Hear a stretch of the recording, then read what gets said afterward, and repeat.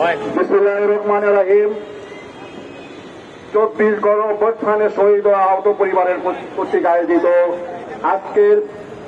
24 জুলাই শহীদ ও আহত পরিবারের প্রত্যাশা বাস্তবায়নের দাবিতে নাগরিক সমাবেশের আজকের এই সমাবেশের প্রধান অতিথি, যার কথা বললে শেষ হবে না, এককালে তুখোর ছাত্র নেতা, 90 গণঅভ্যুত্থানের যার বলিষ্ঠ ভূমিকা ছিল, স্বৈরাচার এরশাদ বিরোধী আন্দোলনের যার বলিষ্ঠ ভূমিকা ছিল,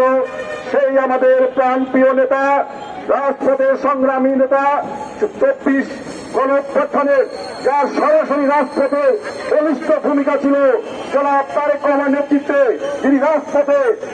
5 জুলাই আন্দোলনে নেতৃত্ব দিয়েছিলেন, সেই আমাদের প্রাণপ্রিয় নেতা জনাব হাবিবুর রহমান হাবিব ভাই, বিএনপির চেয়ারপারসনের উপদেষ্টা, অন্যতম উপদেষ্টা।